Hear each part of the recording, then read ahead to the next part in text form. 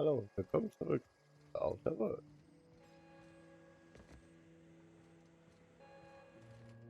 Ja.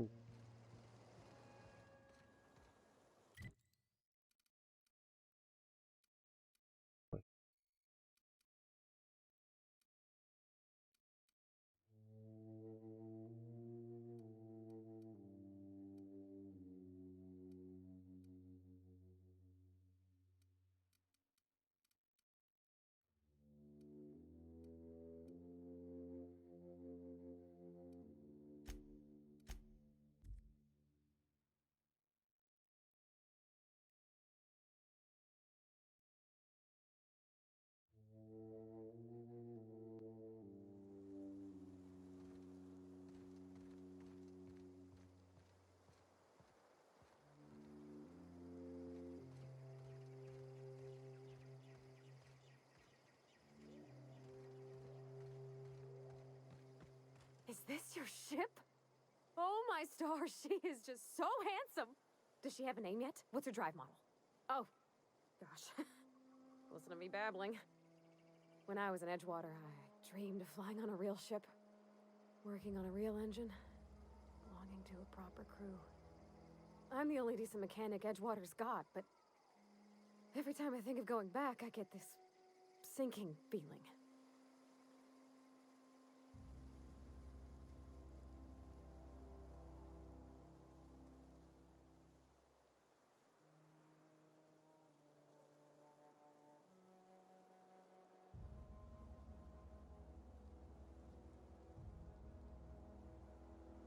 Well, it's kind of you to say that. And you're right. I wasn't happy. I want to ask you something, and you can say no. But can I come with you? I could tend to your engine. I know my G-valves for my catalyzers, and I can keep your ship singing. And if you ever need a pair of eyes watching your back, I can do that too. What do you think?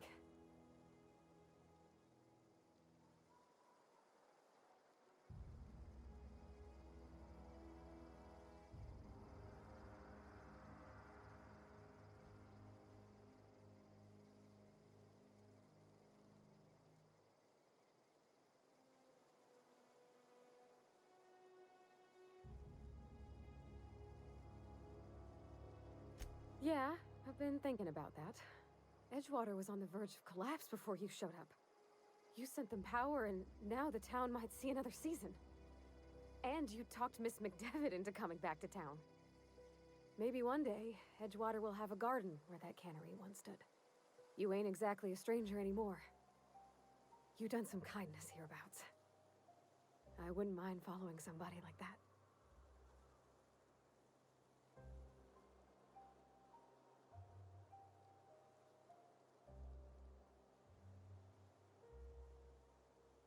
Yes! I mean, thanks. You won't regret this, mister. Captain. I can call you Captain now. Ha! I got a captain.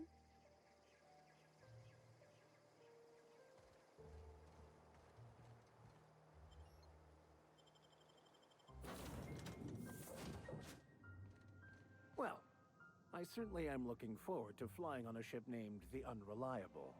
I'll just head upstairs and claim a room.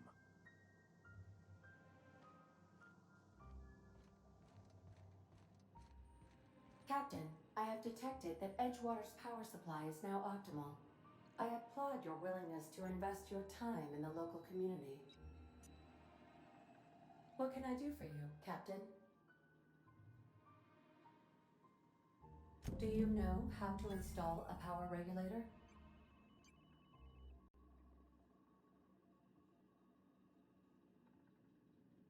Outstanding, Captain. Your aptitude for engineering will prove invaluable in the event of another catastrophic engine failure. Our engine room is located behind you, across the cargo bay, up the ladders.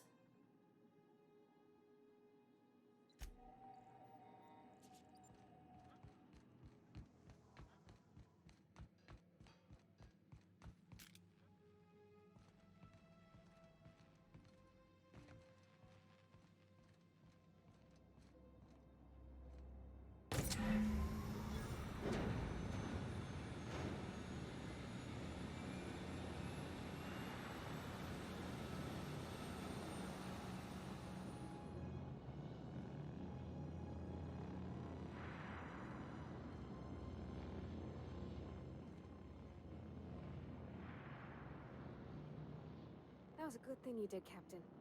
Helping to bring the deserters and Edgewater folks back together. I hope you rest well on that.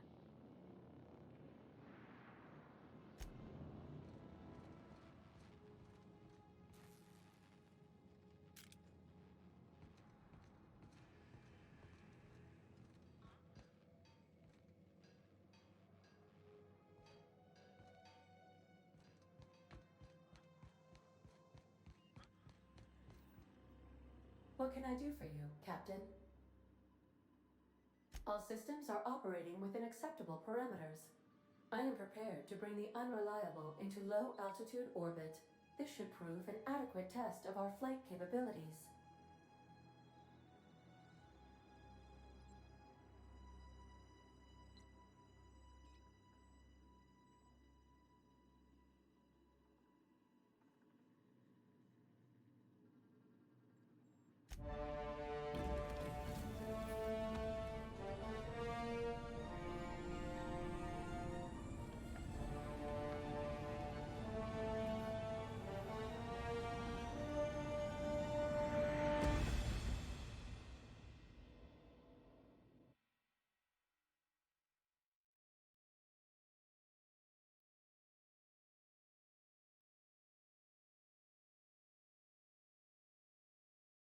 We have received a communication request from Dr. Phineas Wells.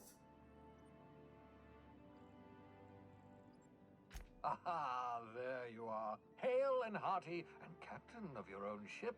I see you're putting the Unreliable to good use. Shame about her former captain. Horrible way to die. How are you feeling, by the way? I lost track of you in that cave back there. Experiencing any, unnatural drippage? Perfectly normal side effect of thawing, I assure you.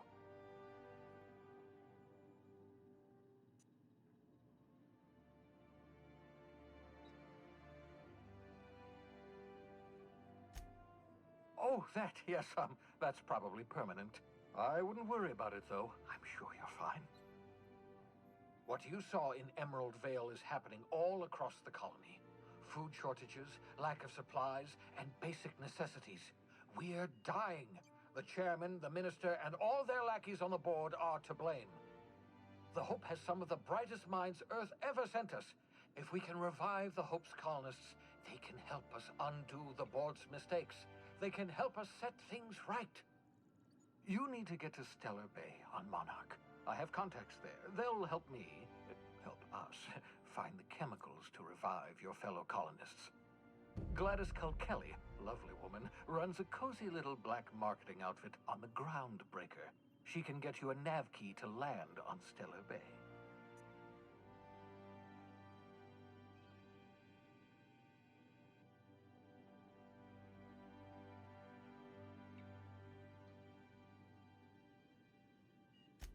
Strictly speaking, Monarch is a moon, terraformed badly, and almost completely lawless. You'll love it. Captains don't fly their own ships, you see. Your navigation terminal handles the, navigation. Think of a nav key as a set of flight instructions. The board's been confiscating nav keys for Stellar Bay, so we must rely on unconventional means of acquisition. Hence, Miss Gladys Culkelly.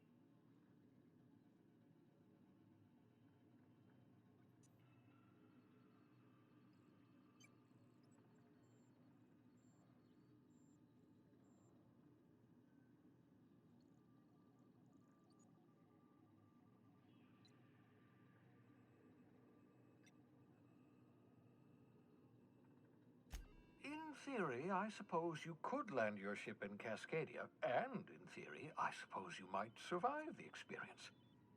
Cascadia is utterly seething with dangerous, highly aggressive creatures, more than capable of tearing you limb from limb.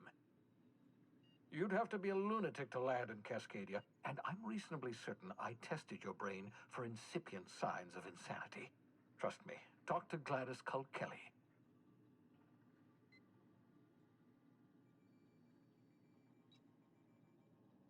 Gladys and I have been doing business for years.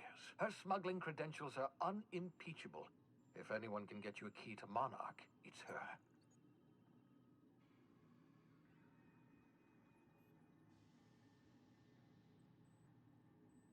criminals. Goodness, no. Smuggling is a perfectly legitimate business venture. If misappropriating board property is a crime, well then, throw me in Tartarus. Plenty of ways to make money in Halcyon, you know. Not all are above board. Oh, above board, above the Halcyon board. Get it?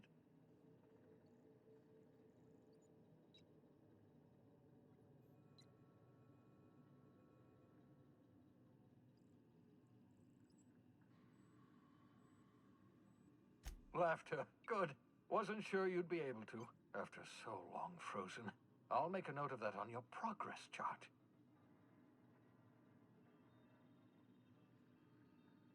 Excellent. I'll send her a wireless. Let her know you're coming. By the way, I gave Captain Hawthorne a disguise apparatus of my own design. Cutting-edge technology, years ahead of its time.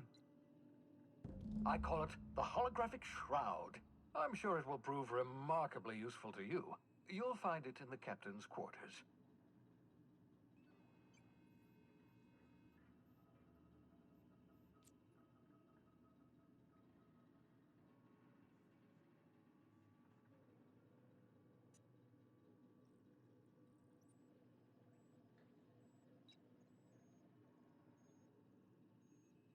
Marvelous device. I'm quite proud of myself.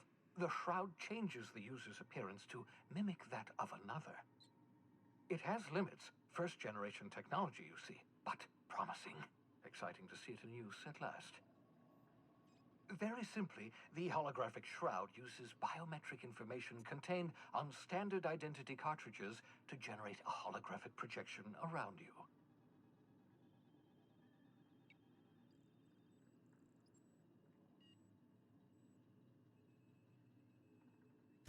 Only stands up to a casual scrutiny. Use it too long, bound to flicker, blur, something like that. Movement makes it more likely. Best used in moderation. When you see guards in your path you can't sneak past, for example. Maintain your distance. Act normal. No running, no jumping. Don't draw their attention. If they pay attention, they're more likely to notice flaws in the hologram.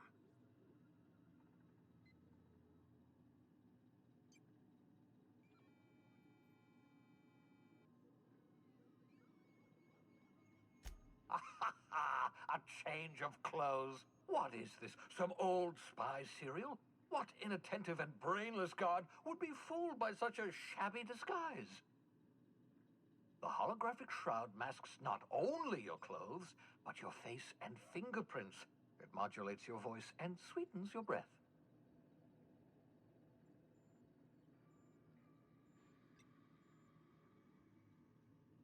Science, that's how.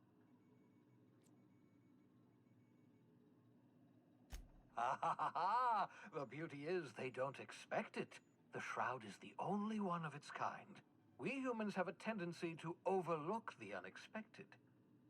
Activate the disguise, walk past someone. What do they see? A figure dressed like a fellow employee. Don't act odd. They won't focus on you. Excellent. I'll contact you once you've found a way to get to Stellar Bay. If you have any questions, come see me in my lab. And remember, don't trust the board. They'll try to win you over with promises of wealth and power, but it's a lie. The board's only interested in filling their own pockets. If we don't put a stop to them, they're going to run this colony to the ground. Transmission ended. If you are ready to depart, please select a destination on your navigation terminal.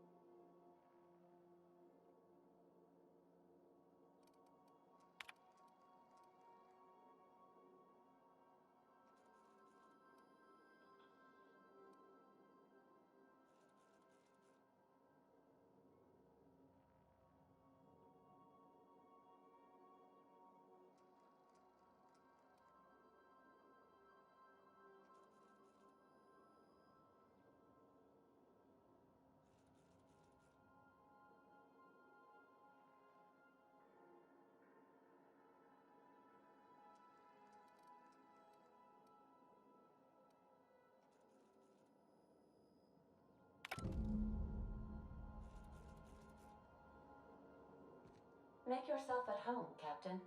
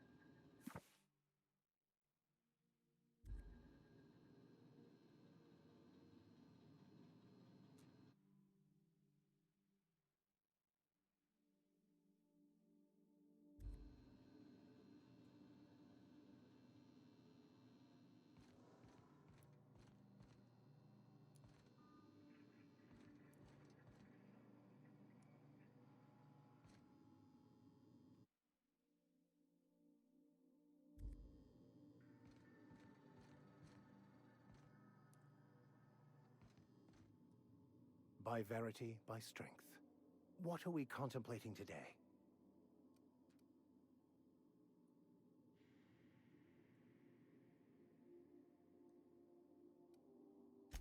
Nothing too out of the ordinary. Just your run-of-the-mill vicar with a violently enthusiastic disposition.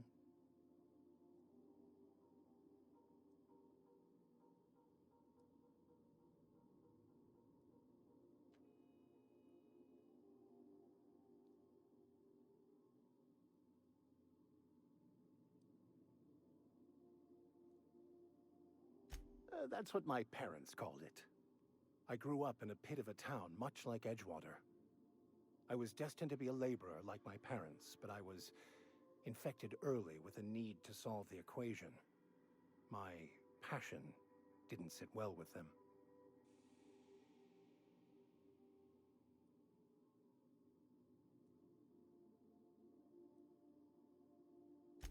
On the contrary, they internalized the precepts of scientism like no one I've ever known. They had a pure faith, a faith that brought joy to them regardless of the situation. I envied that. I wanted that peace. I thought if I became a vicar, I could find it. Or at the very least, find out why I lacked it.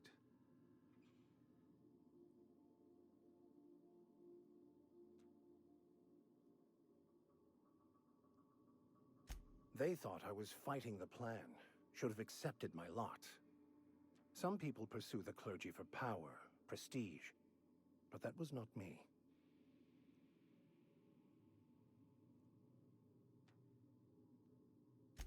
The simple version is this.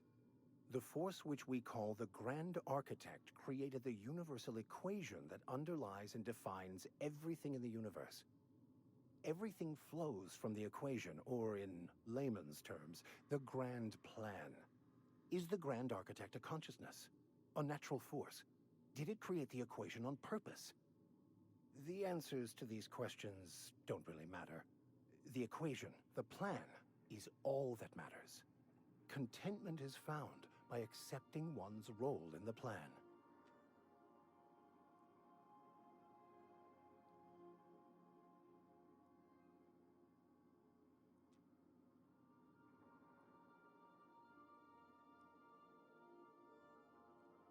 The plan is not one rigid path. There are a variety of multitudes contained within it. Our paths have variance, but we'll end up adhering to it, whether we like it or not. Some choices make the path smoother, some rougher. You can even go outside the lines, but the further outside you go, it's like an unbreakable elastic band. It will only stretch so far before it snaps back. The further it is stretched, the more violent the eventual correction.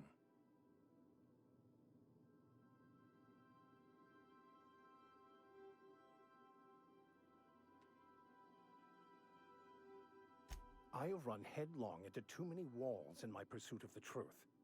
This book is my last hope, and you were my only hope of getting it translated.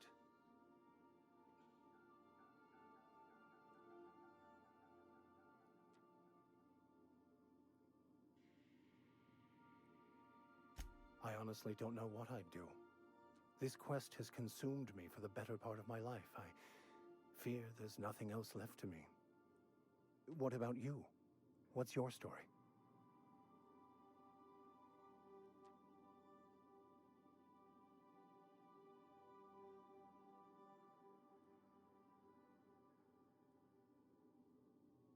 And how did he do that?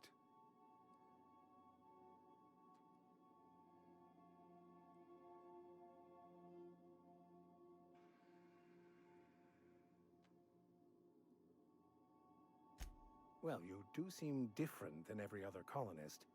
Let's pretend for the moment I believe you. What are you going to do now?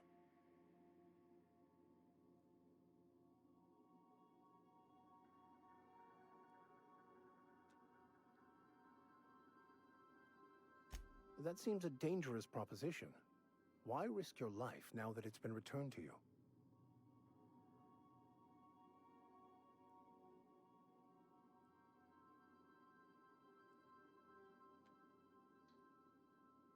A commendable attitude.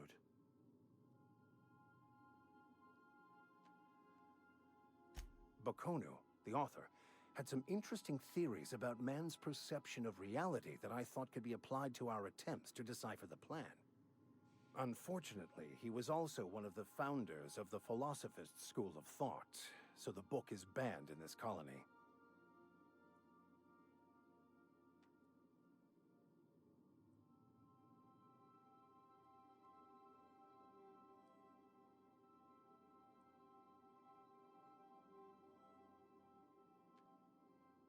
I've been thinking on that.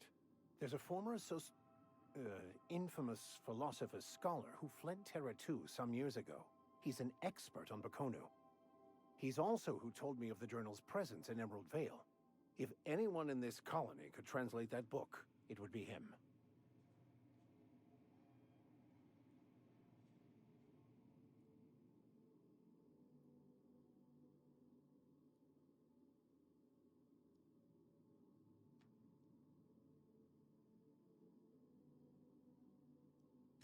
The only one I'm aware of. I suppose we could always just ask random passers-by if they are fluent in it.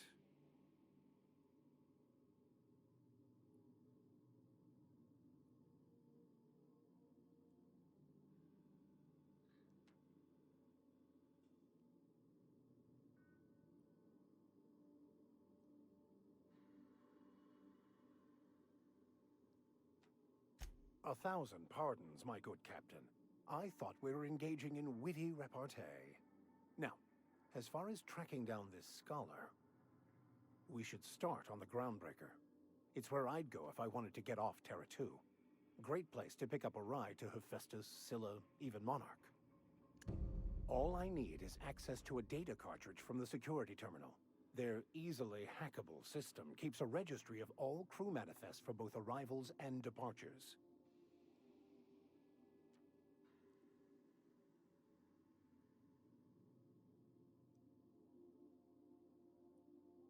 I'll comb the last 6 months of departure manifests to track the Philosophist's off-world destination.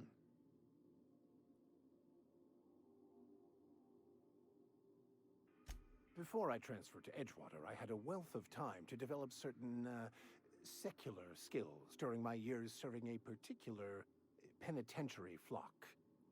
I meditated, led sermons, provided guidance to the inmates as needed, of course. I also played prison yard tossball and taught myself a bit about computronic security systems.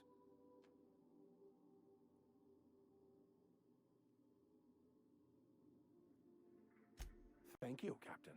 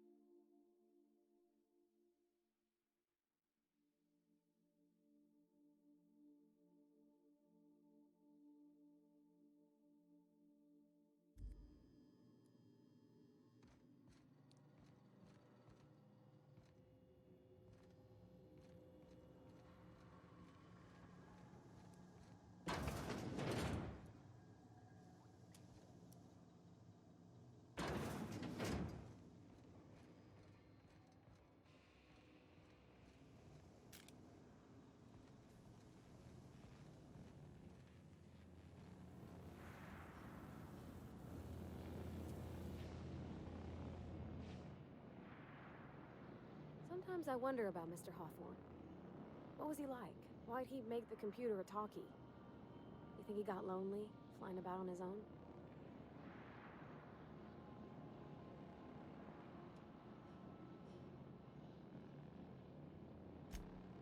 Mostly, yeah. I lived in the maintenance office near all my life. Mr. Thompson never let me forget how funny that was.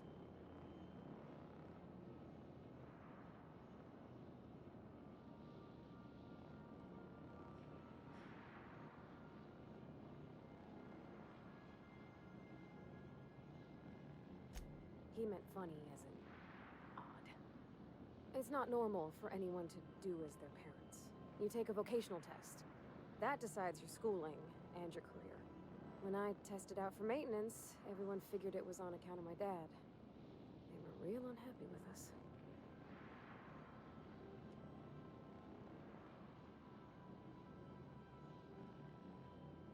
Well, I'm good at making things work the way they ought. Not so much at doing such to somebody else's schedule. There's times I'm working deep in the guts of a loader, getting it all running perfect. Then I look up to see it's tomorrow, and I've blown another deadline. Anyhow, I was happy to get back home. I didn't care much for schooling.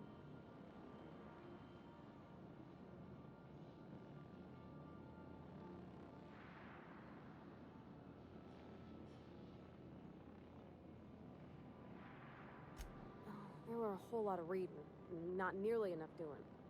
Like, before they'd issue you a wrench, they wanted an essay on the design of different wrenches. Then there'd be quizzes on company regulations for storage and maintenance of wrenches. Yep, nothing much had changed. Everything was a little grayer, a little dirtier. Dad met me at the shuttle and gave me a big ol' hug. I noticed straight away that he was moving slower and stiffer. He made a little grunt when I squeezed.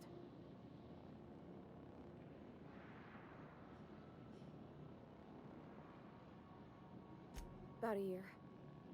I tried to do more of the work so he could rest. His heart gave him pains. Dad never said that he loved me, you know? I knew on account of him showing it. How he'd stay up late to help with my projects or listen to my fretting. Oh gosh. Look at the time. Sorry to bend your ear so long. And I got so much to do before this ship's in decent shape.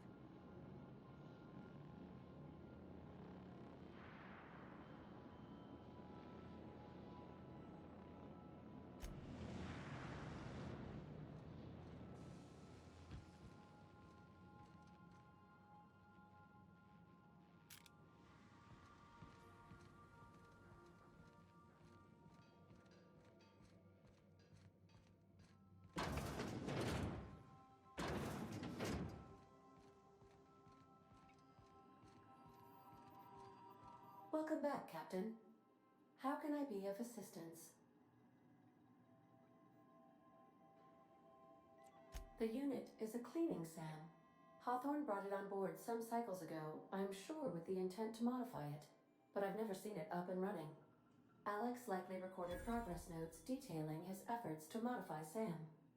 If you check the terminal in your captain's quarters, we may be able to determine what work remains in order for SAM to properly operate.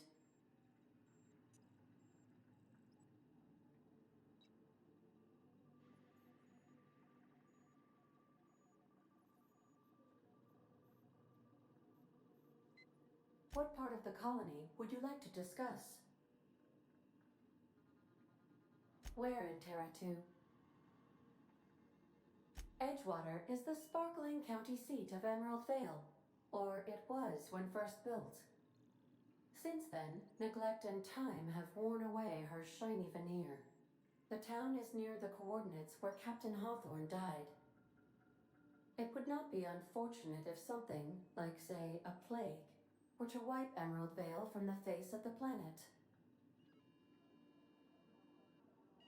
You mean the ones who did not answer my distress call with medical assistance, but instead came to issue my injured captain a parking ticket? I'm sure they are wonderful humans who don't deserve to be wiped out by starvation or a devastating plague.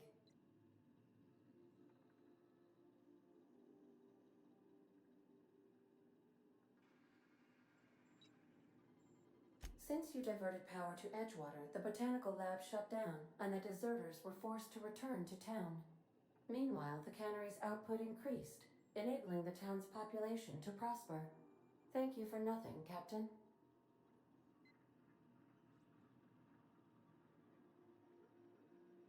I cannot say. First, I need to adjust my memory interpretation sensors, but I think my answer is yes.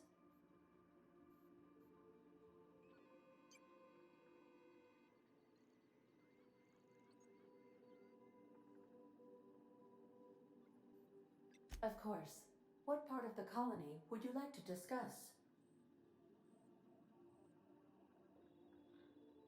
Ah, yes. As Dr. Wells is a wanted outlaw, he built his laboratory into an asteroid. Orbital destinations can be challenging to land on. His more so than most. There is a bounty on his head, one with a markedly high reward amount. Shall I engage the laser weapons system?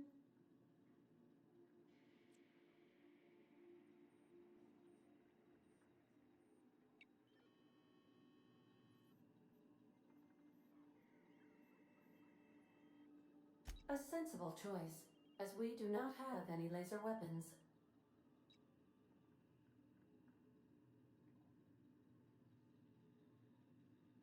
The outlaw scientist known as Dr. Phineas V. Wells has taken a measure of precautions to make the lab undetectable to those hunting him. Even knowing the location, my systems resist my orders to go where I instruct them. How can I be of assistance?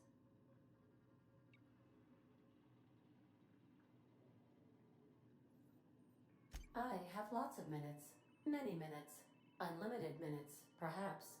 Providing an adequate power source, I can function indefinitely.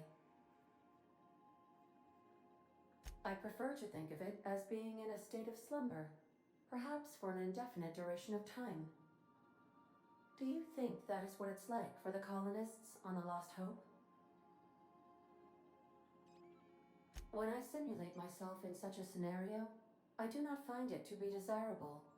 I think my self-preservation protocols incline me to desire the alternative.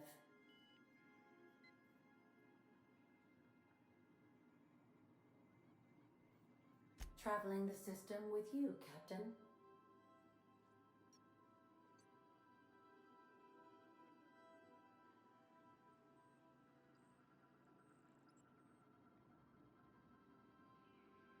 Do you know what it feels like when the ship undergoes an unexpected power surge?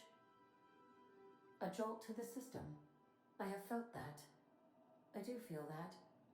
As you may be aware, Captain Alex Hawthorne was a smuggler of some repute. I failed to predict the likely outcome of his reckless behavioral patterns. I should have predicted that. In our travels together, Alex liked to pass time by, as he called it, tinkering to improve my design.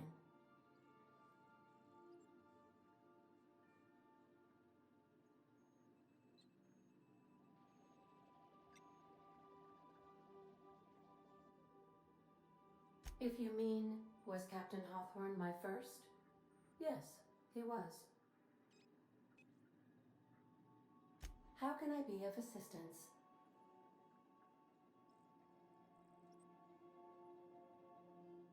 What part of the colony would you like to discuss? We're cleared to dock with the Groundbreaker if that's your desired destination. If we're going there, please be sure all docking forms have been filed in triplicate and fees have been paid. The Mardettes take their docking laws quite seriously.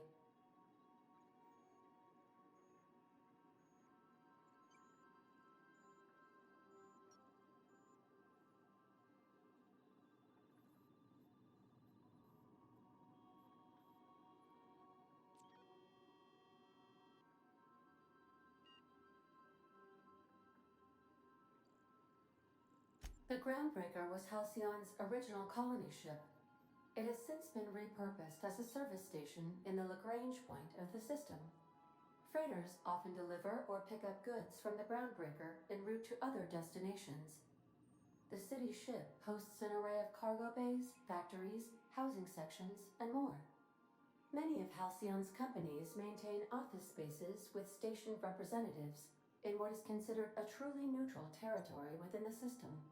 If we're going there, please be sure all docking forms have been filed in triplicate and fees have been paid. The Mardettes take their docking laws quite seriously. I can, yes. Let me add that to my list of 1,435,498 tasks I am simultaneously executing in order to run our ship.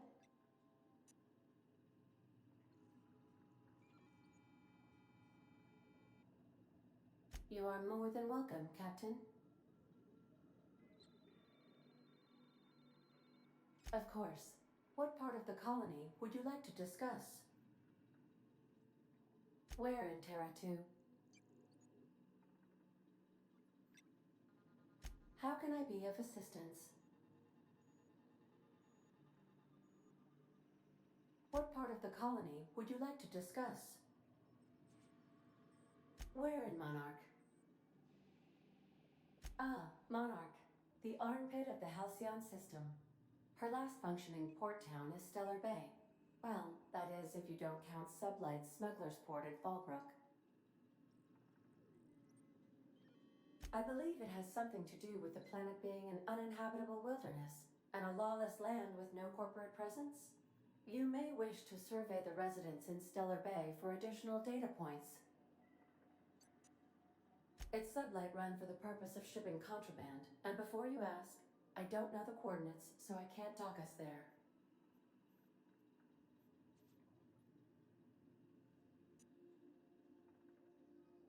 See you soon, Captain.